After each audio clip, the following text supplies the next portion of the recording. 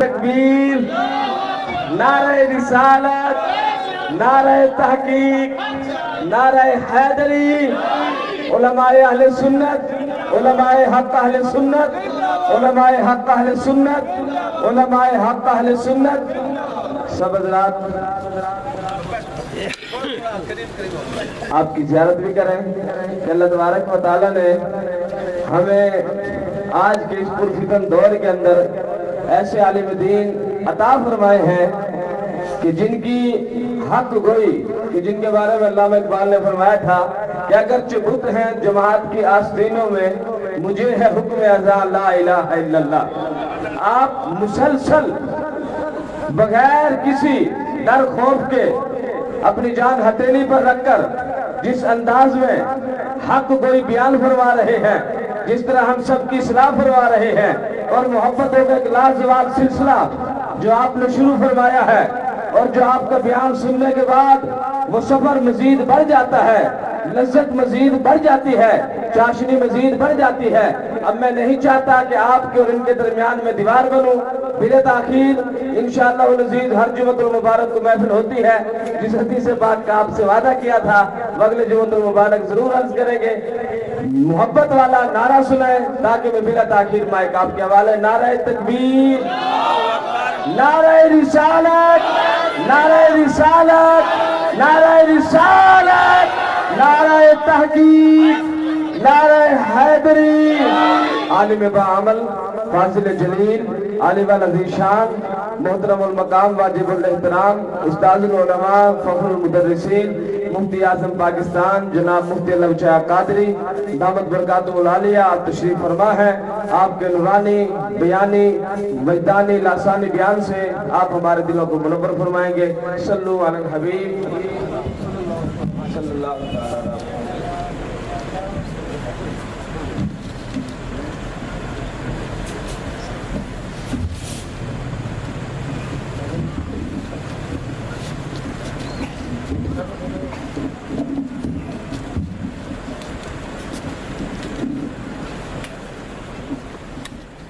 الحمدللہ وکفا والصلاة والسلام علی سید الانبیاء وعلی آلہ واصحابہ المجتبی. اما بعد فاعوذ باللہ من الشیطان الرجیم. بسم اللہ الرحمن الرحیم. قل لا أسألكم عليه أجرا إلا المودة في القربى. عن ابن عباس رضي الله تعالى عنهما قال رأيت رسول الله صلى الله عليه وسلم والحسن بن علي على عاتقه فقال رجل نعم المركب ركبت يا غلام. فقال رسول الله صلى الله عليه وسلم نعم الراكب هو. رواه الترمذي أو كما قال. صدق الله العظيم وصدق رسوله النبي الكريم الأمين. ونحن على ذلك لمن الشاهدين والشاكرين والحمد لله رب العالمين. إن الله وملائكته يصلون على النبي يا أيها الذين آمنوا صلوا عليه وسلموا تسليما. اللهم صل على سيدنا ومولانا محمد وبارك وسلم وصل عليه. الصلاة والسلام عليك يا رسول الله. الصلاة والسلام عليك يا حبيب الله وعلى آلك وأصحابك يا سيدي يا رحمة للعالمين. حمد و ثنا کے بعد نہایتی واجب الاحترام معززین مکرمین محتشمین بزرگان دین اور عزت آپ نوجوانان اہل سنت، خصوصاً مسند جلوہ افروز عظیم علمی عملی روحانی شخصیت پیر طریقت رہبر شریعت حضور پیر سید عبدالرزاق شاہ صاحب بخاری زید شرفہ، دعائے رب العزت ہم سب کی اس عظیم و شان محفل پاک میں حاضری رب العزت اپنی رضا کے لیے قبول المنظور فرمائے، اور یہ سالانہ بلکہ ہفتہ وار عظیم و شان محفل پاک کا انعقاد جس کے بانی اور محترم بھائی عمر شاہ میر صاحب اور آپ کے برادر اور آپ کے اہل خانہ اللہ رب العزت آپ کی یہ محفل پاک کاوش کوشش جمی خرچ اخراجات اپنی رضا کے لیے قبول المنظور فرمائے، اللہ رب العزت ہم سب کا آنا اور مل بیٹھنا عبادت میں شامل فرمائے۔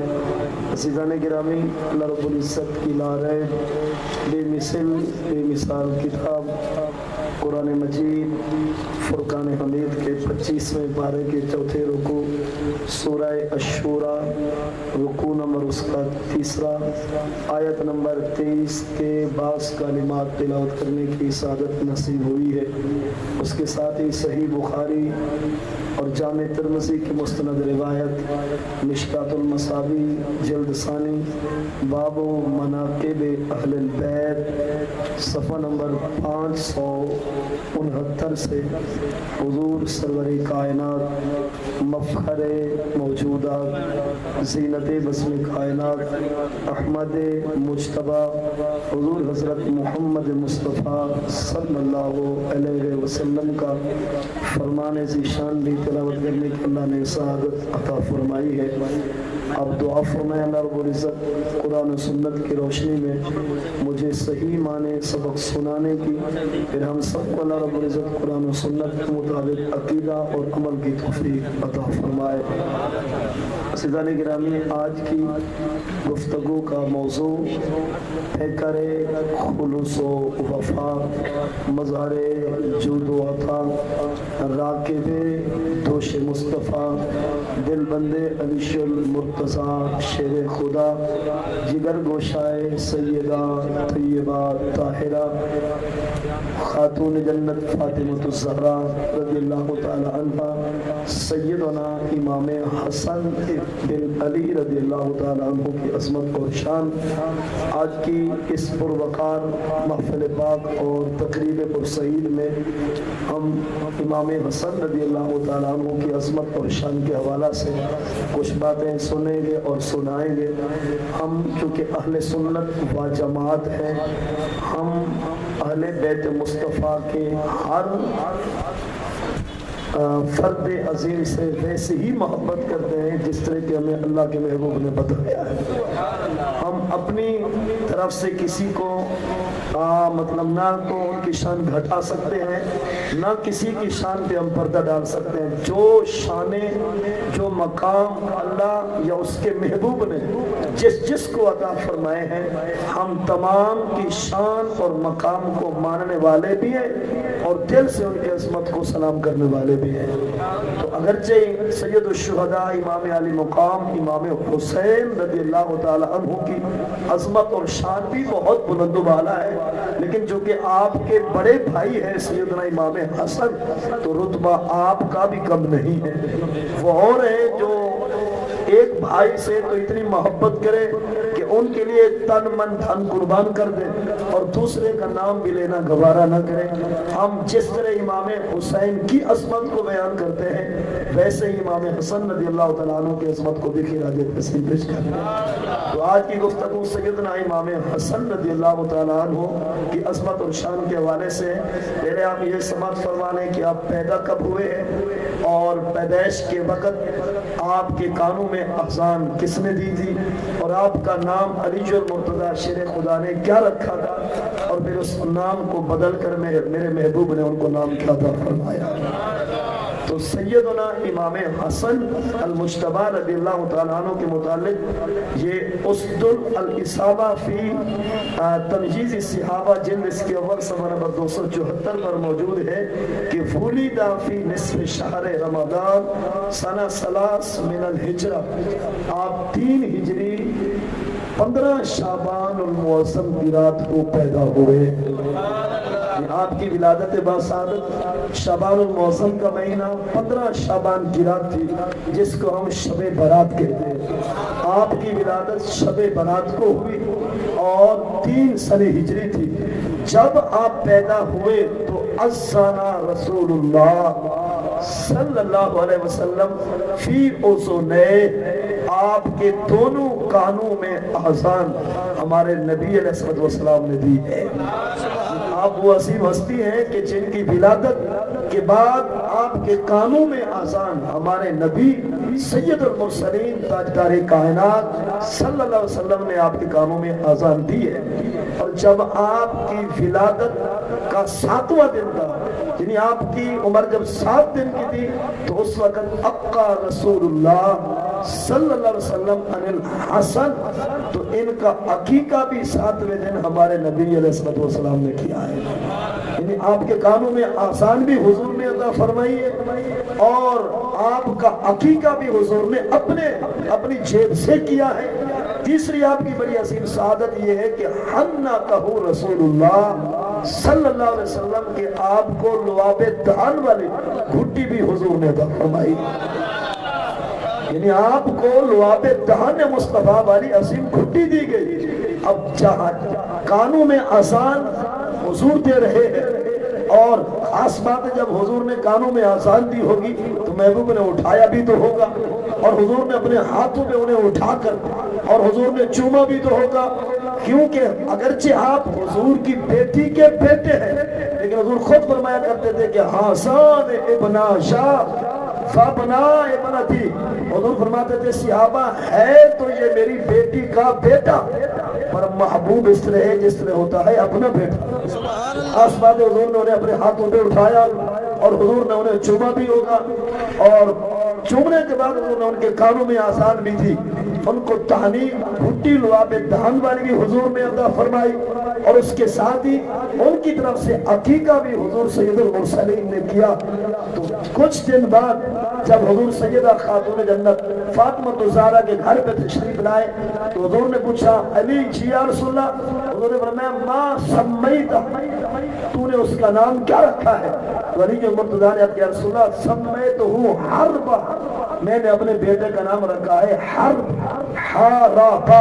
حضور نے فرمایا بل سمیتہ حسنا، حضور نے فرمایا ہم اس کا نام تبدیل کرتے ہیں، یہ حرب نہیں اس کو حسن کہا جائے گا۔ یعنی آپ کا نام بھی حضور پاک صلی اللہ علیہ وسلم نے خود رکھا ہے۔ اور اس کے ساتھ دیکھتے ہیں کہ جس طرح آپ کو ابتدا میں حضور کی محبت نصیب ہوئی، حضور پاک صلی اللہ علیہ وسلم ہمیشہ انہیں اپنے سینے سے لگائے رکھتے تھے۔ اس حوالے سے بڑی عظیم حدیث پاک مشکات المصابیح جلد ثانی باب مناقب اہل البیت صفحہ نمبر 568 سے لے کر صفحہ 573 تک، یہ بڑی عظمت اہل بیت پر مشتمل عظیم باب، اور اس کی تمام احادیث یا بخاری سے ہے یا مسلم سے ہے یا ابو داؤد سے ہے یا نسائی یا ترمذی یا سنن ابن ماجہ کی عظیم روایات ہیں۔ ان روایات میں سے ایک عظیم روایت یہ بھی ہے کہ سیدنا اسامہ بن زید رضی اللہ تعالیٰ عنہ، یہ صفحہ نمبر 570 ہے، آپ فرماتے ہیں کہ ترکت النبی صلی اللہ علیہ وسلم ذات لیلہ، کہ ایک رات اسامہ بن زید کہتے ہیں کہ میں حضور کی بارگاہ میں حاضر ہوا، میرے گھر میں کوئی مشکل مصیبت تھی، فی باب الحاجہ، یہ آنے والے صحابی ہیں اسامہ بن زید، آدھی رات کا وقت ہے، یہ فرماتے ہیں کہ میں حضور کے کاشان نبوت پر حاضر ہوا، جب میں نے حضور کے دروازے کو دستک دی تو خارج النبی صلی اللہ علیہ وسلم، جب حضور اپنے گھر سے باہر آئے تو وہ مشتمل علی شیء، حضور نے کملی مبارک اوڑھی ہوئی تھی، اور حضور نے اپنے سینے سے کس چیز کو مطلب ہے کہ ملایا ہوا تھا، یعنی حضور نے چادر مبارک بھی پہن رکھی تھی، کملی مبارک حضور نے اوڑھی ہوئی تھی، کسی چیز کو حضور نے اپنے سینے سے لگا رکھا تھا، لیکن چونکہ یہ غلام تھے تو غلام کا کام اپنی نوکری اور غلامی شاہ اپنی مشکل اور مصیبت شاہ اپنے دکھ کا اظہار کرنا ہے. آپ فرماتے ہیں جب حضور باہر آئے تو میں نے جو مشکل حل کروانی تھی میں نے وہ مشکل حل کروائی. فلما فرغت من حاجتی، جب میں اپنی حاجت سے فارغ ہوا، جب حضور نے میری مشکل کو حل کر دیا. دیکھیں صحابہ کا عقیدہ ہے، حالانکہ مسجد نبی کھلی ہوئی تھی، وہ صحابی نماز پڑھنے والا تھا، لیکن اس کے گھر میں مشکل آئی تو مشکل کشائی کے لیے حضور کے دروازے پہ حاضر ہوا. یہ جو آج کل ہر جگہ لکھا ہوا ہے کہ مشکل کشا ایک خدا ایک خدا، بھائی جان جانتے ہم بھی ہیں کہ مشکل کشائی اللہ کرتا ہے، خود چاہے تو خود کرتا ہے، محبوبوں کے دروازے پہ کرائے خدا بھی کر سکتا ہے، اس کے لیے کوئی مشکل نہیں. یہ دیکھیے صحابی آیا ہے،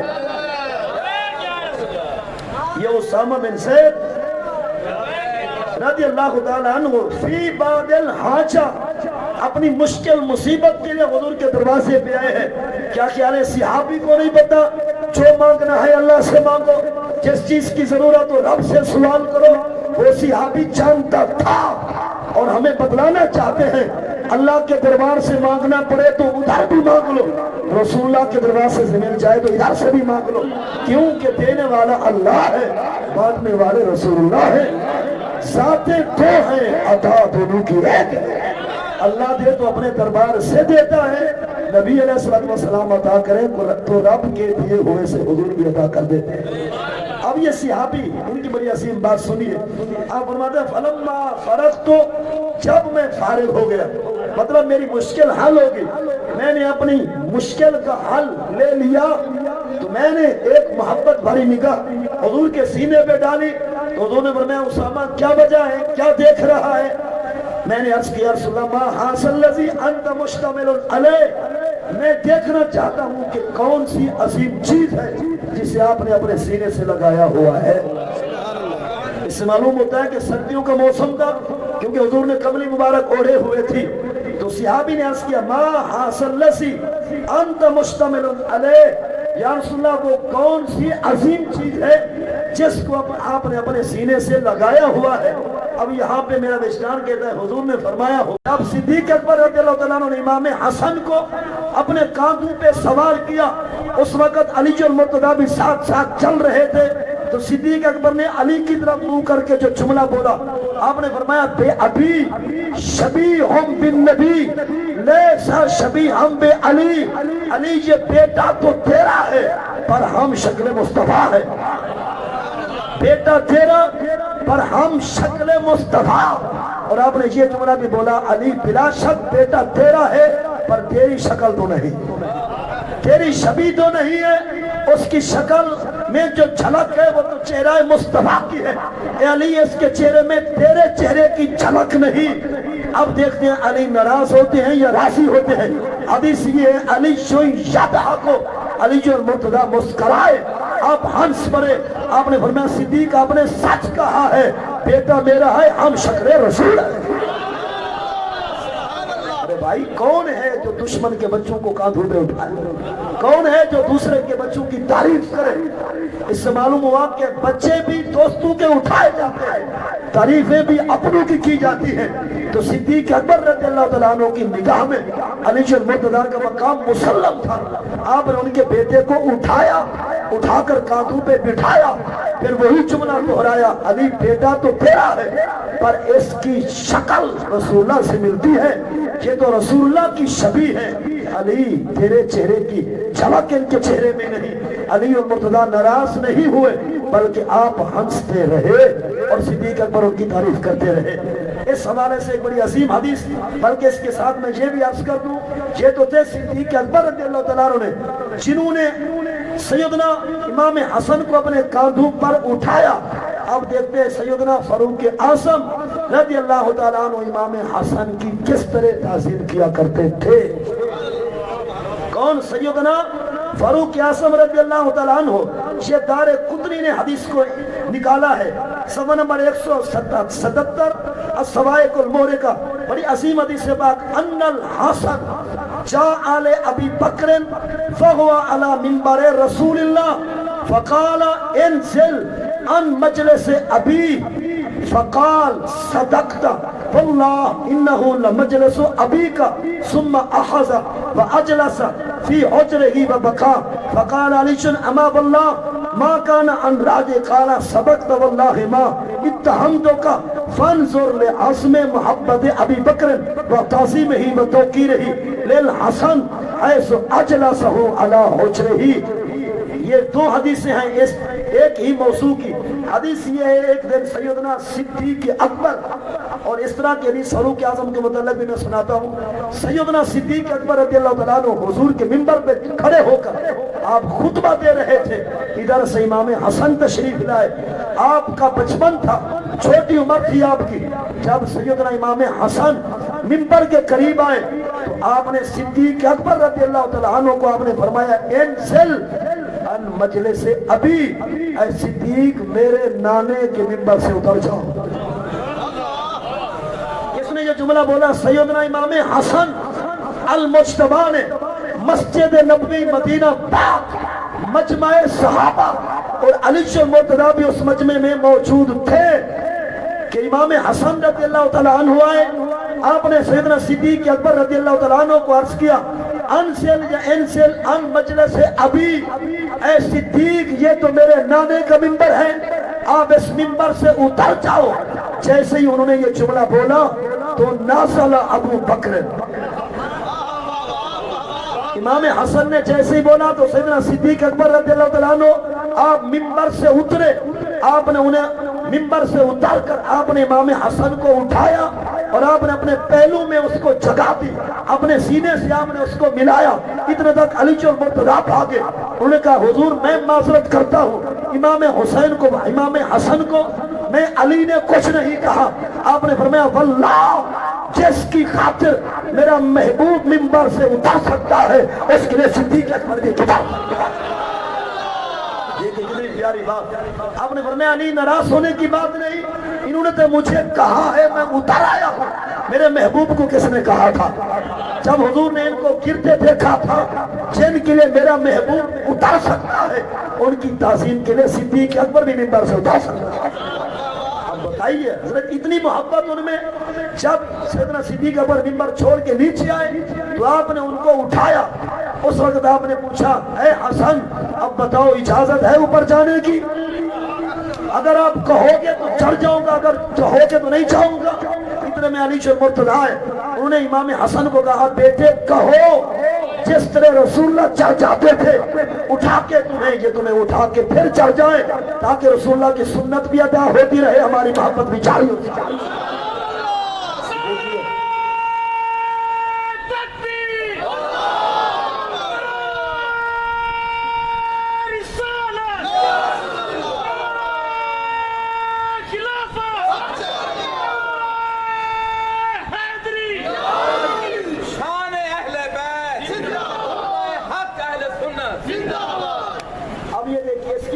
دوسری حدیث سے بات راوی کہتے ہیں واقع سالے کا مع عمر وهو علی المنبر.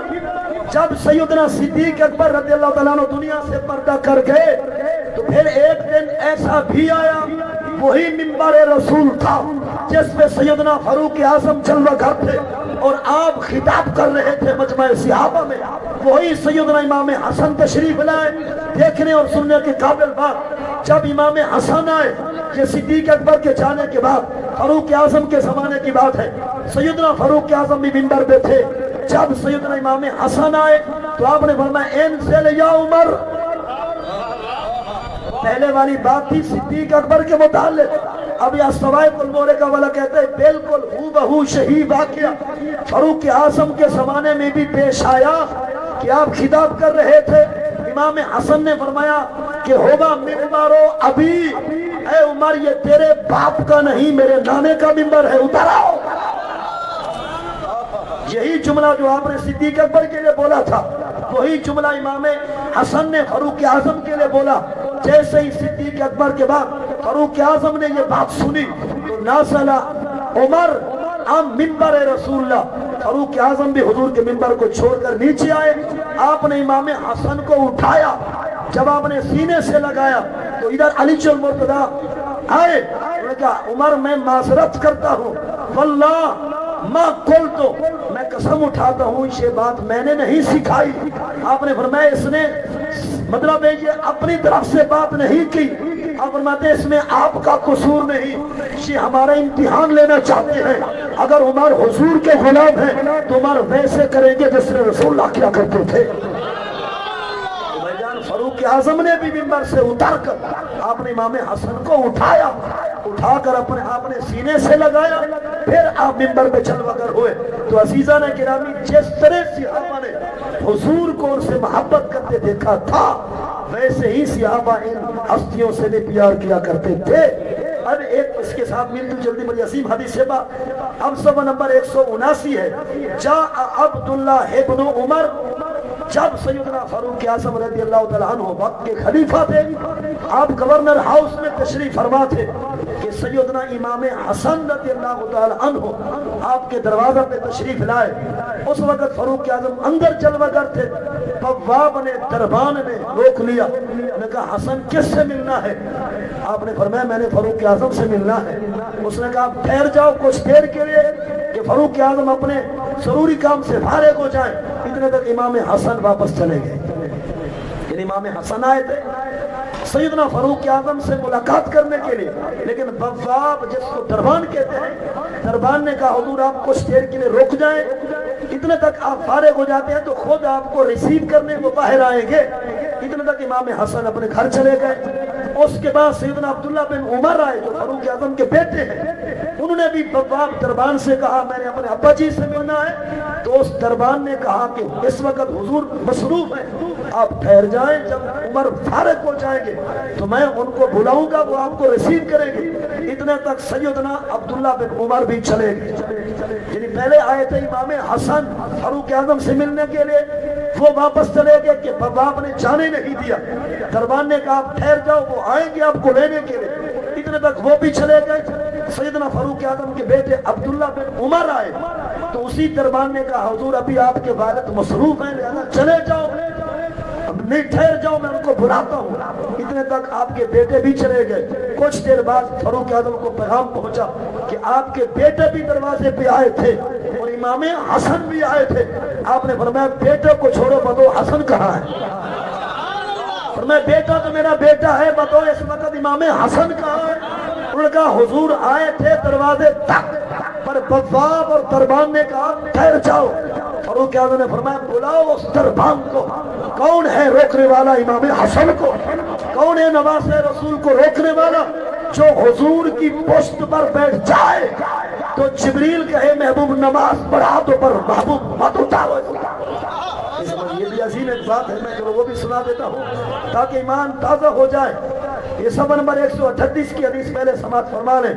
سیدنا ابو بکر رضی اللہ تعالیٰ عنہ حدیث کے راوی, کان النبی صلی اللہ علیہ وسلم یصلی بنا فیجیء الحسن وهو ساجد وهو ذاک صغیر فیجلس علی ظهره مرہ وعلی رکبته مرہ فیرفع النبی صلی اللہ علیہ وسلم رفعا.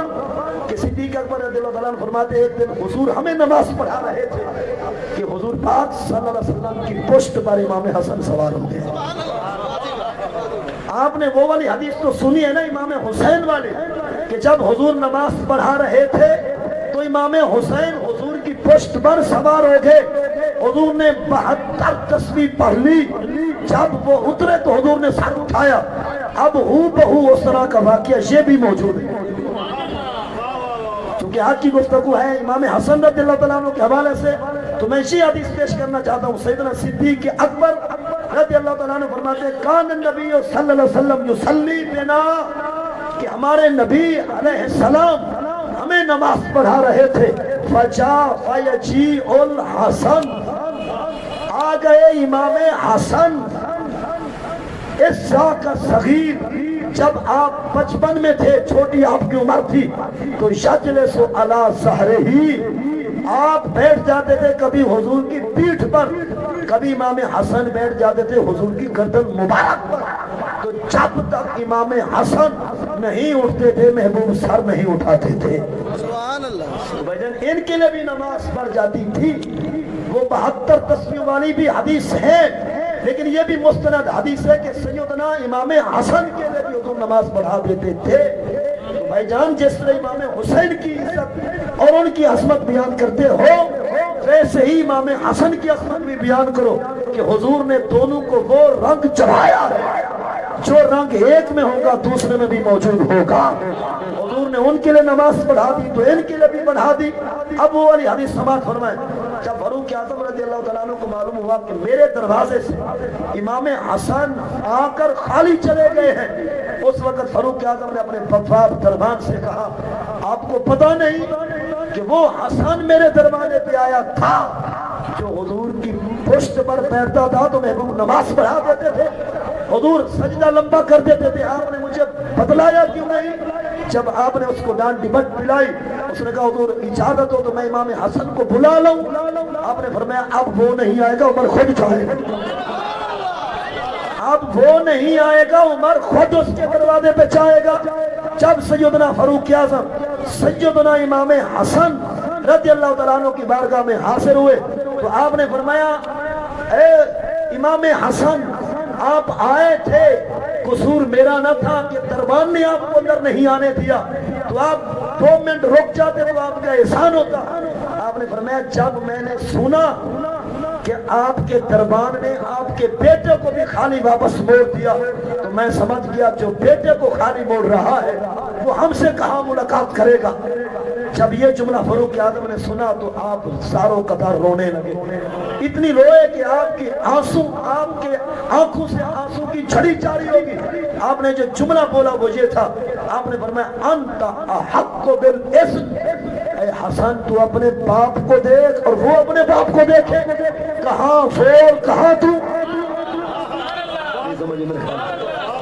آپ نے فرمایا اے حسن وہ تھا عبداللہ تھا، تو رسول اللہ کا نواسا ہے، تیری شان کیا اور اس کی شان کیا؟ نے کہا حضور میں نے یہی سمجھا جس کا بیٹا خالی لوٹ رہا ہے وہ مجھ سے کہاں ملاقات کرے گا۔ تو جو فاروق اعظم نے جملہ بولا، آپ نے فرمایا کہ واللہ رب کعبہ کی قسم، آپ نے فرمایا اے حسن کہ حل انبت الشعر فی الراس بعد اللہ الا انتم، آپ نے فرمایا رب کعبہ کی قسم میں عمر تو عمر، میرے سر پہ جو بال اگے ہیں وہ تو تمہارے صدقے سے اگے ہیں۔ آپ نے فرمایا کہ میرے سر پہ جو بال ہیں وہ بھی تمہارے صدقے سے اگے ہیں۔ مطلب یہ ہے کہ جو کچھ ہمیں ملا ہے آپ کے گھرانے سے ملا ہے۔ عمر آج کے بعد میں عمر اعلان کرتا ہوں، اے حسن آج کے بعد جب آپ آؤ گے اجازت نہیں مانگو گے، جہاں چاہو گے آپ بیٹھ جاؤ گے، میں آپ کا غلام بن جاؤں گا۔ عزیزان گرامی، یہ تھی شیخین کریمین طیبین طاہرین کی نگاہ میں امام حسن رضی اللہ تعالیٰ عنہ کی عظمت کی چند جھلکیاں، یہ تھی ان کے حوالے سے چند باتیں۔ اب جو بات اختتام میں عرض کرنا چاہتا ہوں وہ یہ ہے کہ امام حسن رضی اللہ تعالیٰ عنہ کے حوالے سے کچھ لوگ اپنے دل میں محبت تھوڑی کیوں رکھتے ہیں، اس کی وجہ کیا ہے، اور امام حسن رضی اللہ تعالیٰ عنہ کی شہادت کیسے واقع ہوئی، یہ آخر میں چند باتیں اور اجازت۔ پہلے آپ ایک عظیم حدیث سماعت فرما لیں جس میں آپ کے میرے محبوب علی نبیشنا علیہ السلام نے فرمایا تھا کہ جب حضور نے اپنے بیٹے امام حسن کو ایک مرتبہ حضور نے اٹھایا تھا، بلکہ حدیث پوری میں پڑھ دیتا ہوں، ابو بکرہ حدیث کے راوی ہیں، آپ فرماتے ہیں رأیت رسول اللہ، میں نے اپنی آنکھوں سے دیکھا اللہ کے رسول کو علی المنبر، حضور منبر پہ چلوا کرتے، والحسن بن علی الی جنبہ، کہ حضور نے اپنے پہلو میں امام حسن کو بٹھا رکھا تھا، وَهُوَ يُقْبِلُ عَلَى النَّاسِ مَرَّةً وَعَلَيْهِ أُخْرَى، حضور ایک نگاہ مجمع پہ ڈالتے تھے اور دوسری نگاہ حضور اپنے نواسے پہ ڈالتے تھے۔ جب صحابہ نے دیکھا کہ ایک نگاہ حضور کی مجمع کی طرف، دوسری نظر حضور کے اپنے نواسے امام حسن پہ جاتی ہے، تو حضور نے جب صحابہ کے دل والی یہ کیفیت اور حالت دیکھی تو حضور نے فرمایا صحابہ لعل اللہ ان ابنی ھذا سید، حضور نے فرمایا صحابہ تمہیں معلوم ہونا چاہیے کہ بے شک یہ میرا بیٹا بہت بڑا سردار ہے، میرا یہ بیٹا بہت بڑا سردار، لعل اللہ ان یصلح بہ بین فئتین عظیمتین من المسلمین، آپ آپ نے فرمایا یہ میرا بیٹا مسلمانوں کی دو بڑی جماعتوں میں سلو کرائے گا. انہوں نے فرمایا یہ میرا بیٹا سردار ہے اور یہی میرا بیٹا دو بڑی عظیم جماعتوں میں صلح کرائے گا. دو مسلمانوں کی جماعتوں میں جب قتل و غارت مطلب کہ ہونے والی ہوگی, یہی میرا بیٹا دونوں جماعتوں کو قتل و غارت سے بچائے گا اور ایسی صلح کرائے گا کہ ہزاروں لوگ شہید ہونے سے بچ جائیں گے. حضور نے ان کے متعلق پہلے ہی فرما دیا تھا کہ یہ میرا بیٹا جو ہے صلح بھی کرائے گا, اس کی وجہ سے عظیم دو بڑی جماعتیں بھی مطلب قتل و غارت سے بچ جائیں گی. یہ حضور کی پیشین گوئی تھی. جب علی المرتضیٰ شیر خدا کرم اللہ وجہہ الکریم کا وصال ہوا تو علی المرتضیٰ شیر خدا کے بعد خلیفۃ المومنین سیدنا امام حسن بنے. علی المرتضیٰ شیر خدا کے بعد خلیفۃ المومنین والمسلمین تھے سیدنا امام حسن. آپ زاہد تھے, تارک الدنیا تھے, یعنی آپ وہ ہستی تھی کہ جو دنیا سے کنارہ کشی کرتے تھے. آپ دنیا میں اور اس طرح کے معاملے میں آنا پسند ہی نہیں کرتے تھے. آپ نے 6 مہینے تک تو آپ نے حکومت کو چلایا. جب 6 ماہ مکمل ہوئے تو آپ نے سیدنا امیر معاویہ کو بلایا. آپ نے فرمایا اے امیر معاویہ, میں حسن بن علی یہ حکومت والا معاملہ آپ کے سپرد کرتا ہوں, مجھے اس کی ضرورت نہیں ہے. بس سمجھ آ گئی. 6 مہینے تک آپ نے وہ حکومت چلائی. جیسے ہی 6 مہینے مکمل ہوئے تو آپ نے حکومت چلانے سے جو ہے اپنا عدم دلچسپی کا اظہار کر دیا کہ میں اس کو چلانا نہیں چاہتا, میں اس حکومت والے جنجال میں رہنا نہیں چاہتا. لہذا آپ نے امیر معاویہ کو بلوایا کہ آپ آئیں, میرے سے صلح کریں اور صلح نامہ پہ دستخط کریں کہ میں بغیر لڑائی, بغیر جھگڑے کے, بغیر کسی ناراضگی کے یہ حکومت والا معاملہ سارا آپ کے سپرد کرتا ہوں. لیکن جب امام حسن رضی اللہ تعالیٰ عنہ نے امیر معاویہ کو خط لکھا, اس کے بعد آپ نے اپنے چاہنے والوں کو بلایا. آپ نے فرمایا کہ آپ کی نظروں میں حسن کا مقام کیا ہے؟ لوگوں نے عرض کیا کہ آپ امیر المومنین ہیں, خلیفۃ المومنین ہیں, علی المرتضیٰ کے بیٹے ہیں. آپ نے فرمایا مجھے یہ بتاؤ کہ اگر میں کوئی اقدام اس طرح کا اٹھا لوں جس میں میں کسی سے لڑوں تو آپ میرے ساتھ چلو گے؟ جب میری صلح کی وجہ سے تم مجھ سے بغاوت کا اعلان کر دو گے؟ تمام ماننے والوں, کوفہ میں رہنے والوں نے یہ کہا کہ حضور جن سے آپ صلح کریں گے ہماری ان سے صلح ہوگی, اور جن سے آپ لڑائی کریں گے ہماری تلواریں بھی اس کے خلاف ہوں گی.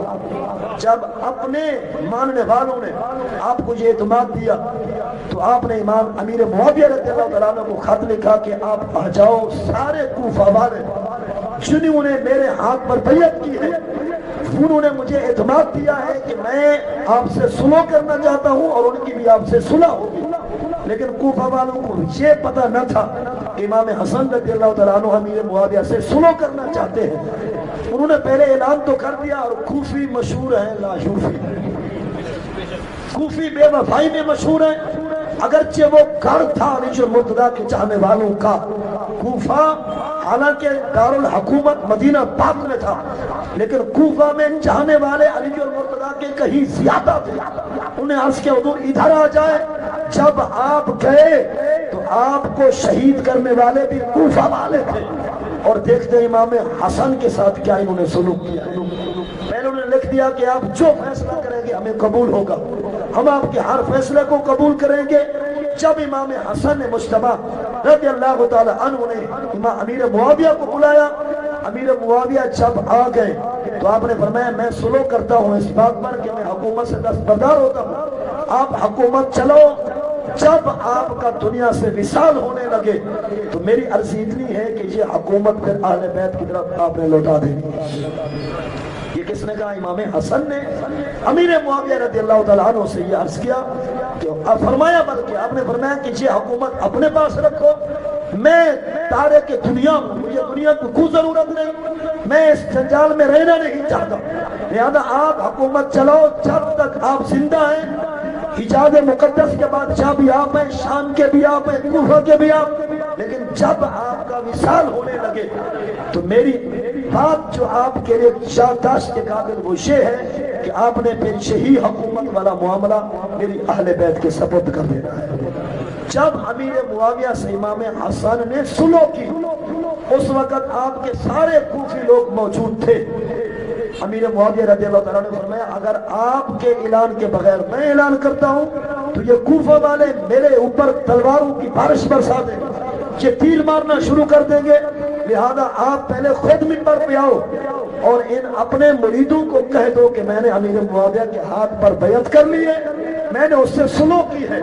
جب امام حسن مجتبی رضی اللہ تعالیٰ عنہ نے منبر پہ کھڑے ہو کر اعلان فرمایا لوگوں تمہارے اعتماد پر میں نے امیر معاویہ سے صلح کی ہے، لہذا تم بھی ان سے صلح کر لو۔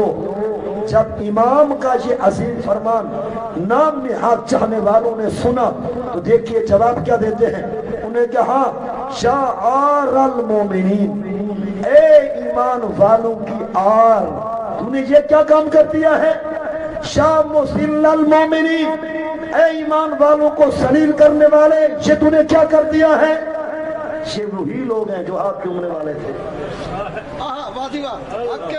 یعنی امام حسن رضی اللہ تعالیٰ عنہ کے جو پہلے ہاتھ چوما کرتے تھے، جو علی المرتضیٰ شیر خدا کے چاہنے والے تھے، جب سیدنا امام حسن نے امیر معاویہ سے صلح کی تو انہوں نے کیا لفظ بولا؟ شامسل المومنین، اے ایمان والوں کو سلیل کرنے والے، یعنی اپنے کو ایمان والا اور امام حسن کو سلیل کرنے والا بنا دیا، اور یہ بولا شعار المومنین، اے ایمان والوں کے لیے شرمناک کام کرنے والے۔ آپ نے فرمایا الآر خیر من النار، آپ نے فرمایا آر دوزخ کی آگ سے بہتر ہے۔ یعنی آپ کے نظروں میں یہ میں نے کام کیا ہے شرمندگی والا، لیکن میرے نبی علیہ السلام نے پہلے ہی بتلا دیا تھا کہ حسن مجتبی وہ سید اور سردار ہیں جو عظیم مسلمانوں کی دو جماعتوں میں صلح کرائیں گے۔ آپ نے فرمایا آپ مانو شاہ نہ مانو، میں نے تو حکومت امور معاویہ کے سپرد کر دی ہے، لیکن اس وقت کے بعد جب آپ نماز پڑھانے کے لیے کھڑے ہوئے تو نام نہاد چاہنے والوں نے آپ کے پاؤں سے مسلح کھینچ دیا۔ یعنی کچھ لوگوں کی نظر میں پیر وہ ہوتا ہے جیسے مرید کہے ویسے پیر کہے، ان کا مطلب یہ تھا کہ جیسے ہم کہیں اے حسن تم ویسے کرو، جو ہماری منشا آپ ویسے اس پہ عمل کرو، جبکہ آپ بڑے دور اندیش تھے، آپ کو پتا تھا اگر صلح نہیں کرتے ہم نے بلایا بھی ہے تو دونوں جماعتیں آپس میں ٹکرا جائیں گی، ہزاروں کی تعداد میں لاشیں ادھر بھی گر جائیں گی ادھر بھی گر جائیں گی، اس لیے آپ نے بڑی دور اندیشی سے کام لیا اور آپ نے بڑا عظیم فیصلہ کیا۔ لیکن کوفہ میں رہنے والے جو لا شوفی اور بے وفا تھے انہوں نے آپ کو مسل المومنین بھی کہا، ایمان والوں کے لیے آر اور شرم کی بات بھی کہا، اور انہوں نے آپ کے پاؤں سے مسلح بھی چھین لیا، حتیٰ کہ جب آپ نماز پڑھانے کے لیے کھڑے ہوئے انہوں نے ابتدا میں تو آپ کے پیچھے تکبیر کہی، جب آپ نے سلام پھیرا تو ایک بھی چاہنے والا پیچھے موجود نہیں۔ ان کو یہ سزا ملی کہ آپ نے امیر معاویہ سے صلح کیوں کی ہے۔ سوچنے کی بات ہے جن کا باپ علی المرتضیٰ، یعنی اصل میں ان لوگوں کے دلوں میں ناراضگی، ان کے دلوں میں جو اس وقت کوفہ میں تھے ان کے دلوں میں ناراضگی یہ تھی کہ علی المرتضیٰ شیر خدا کی امیر معاویہ سے لڑائی ہوئی ہے، امیر معاویہ علی المرتضیٰ کے مطلب تضاد میں رہے ہیں، کچھ عرصہ تک ان دونوں کی آپس میں لڑائی ہوئی تھی، جنگ بھی ہوئی تھی، تو کوفی یہ چاہتے تھے اے حسن تو اس کے حوالے حکومت نہ کر جس نے تیرے باپ سے لڑائی کی، اب جو بیٹا ہے اسے نہیں پتا کہ میرے والد کا دشمن کون ہے، ان کو بڑا پتا ہے کہ علی کا دشمن کون ہے۔ حالانکہ امام حسن رضی اللہ تعالیٰ عنہ میں جتنی بھی مطلب شاہ صاحب سے محبت کروں، لیکن آپ کے جو صاحبزادے ہیں، جتنے آپ کے بیٹے ہیں وہ میرے سے زیادہ آپ کو جانتے ہیں، ان کے نظروں میں آپ کا مقام میرے سے کہیں زیادہ ہے۔ اب امام حسن تو امیر معاویہ کے حوالے حکومت کر رہے ہیں، اور ادھر کوفی کہہ رہے ہیں کہ آپ نے ہمیں ذلیل کر دیا ہے، جس کی آپ کے والد سے لڑائی تھی آپ نے اسی کے حوالے حکومت کر دی ہے۔ تو آپ نے فرمایا آپ نے دیکھا ہے اپنی نگاہوں سے، میں نے دیکھا ہے اپنی دور اندیشی سے۔ اس وجہ سے لوگ برائے نام لیتے ہیں امام حسن کا کہ امام حسن نے ان کی منشا کے مطابق کام نہیں کیا، لیکن ہم چونکہ حضور کے فرمان کو ماننے والے ہیں، ہم کہتے ہیں امام حسین کا ہر فیصلہ بھی واہ ہے، امام حسن کا ہر فیصلہ بھی واہ ہے۔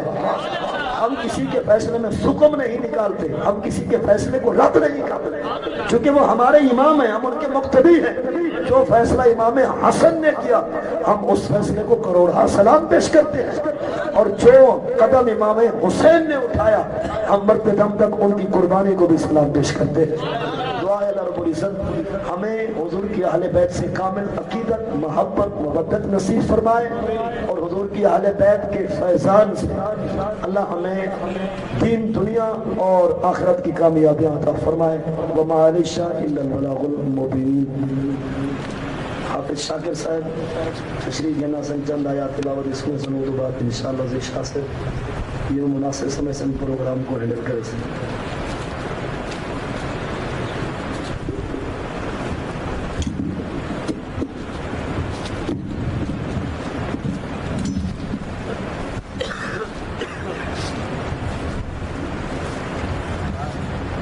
أعوذ بالله من الشيطان الرجيم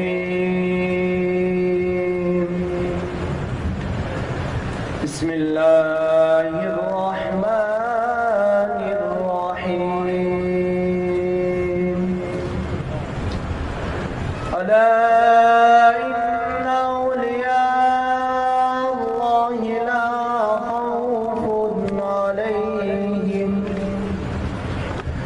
لا خوف عليهم ولا هم يحزنون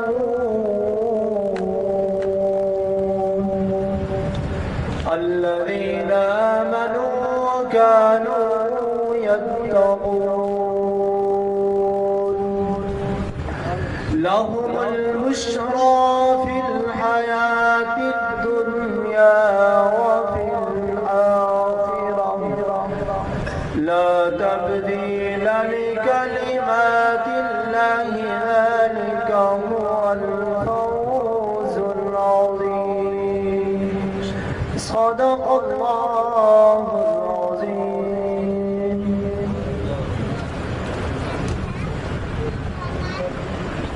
سلام